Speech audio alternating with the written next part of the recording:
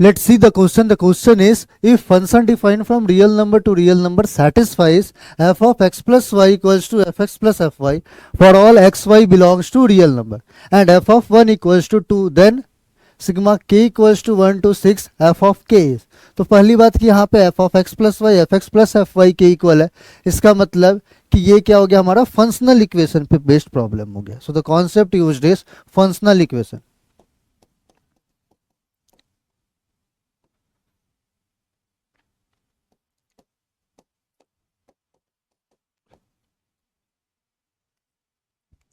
And यहाँ पे अगर कोई भी फंक्शन इस टाइप से सेटिस्फाई करता है F of X plus Y, अगर F X plus F Y, F of X plus Y अगर F X plus F Y के इक्वल है for all X Y belongs to real number, इसका मतलब कि एफ ऑफ एक्स की value हमारा जो फंक्शन है वो इस फॉर्म का होगा, कुछ के इंटू एक्स के फॉर्म का होगा.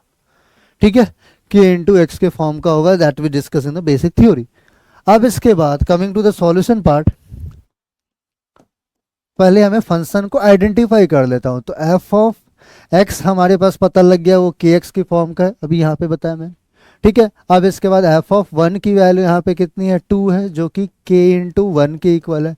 इसका मतलब कि आप यहाँ पे के भी लिख सकते हो, के वन अल्फा वन कुछ भी, ये वाले के से कंफ्यूज नहीं होना.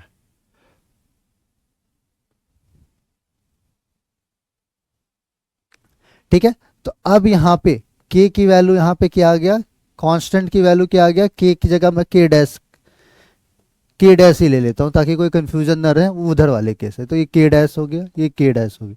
तो के डैश की वैल्यू आ गया हमारे पास 2. इसका मतलब एफ ऑफ एक्स आ क्या गया हमारे पास, that is equal to K dash X that is equal to 2x. F of X की वैल्यू कितनी है, 2x है. अब इसके बाद सिग्मा, सिग्मा हमें किस पे देखना है, k इक्वल्स टू 1 से लेकर के 6 F of k. This is equal to k की value 1, F of 1 plus F of 2 plus F of 3. Like this the series will go up to f of 6, f of 3 plus f of 4 plus f of 5 plus f of 6. बस 6 तक value चाहिए. अब f of 1 की value, F x की value कितनी है, 2x है.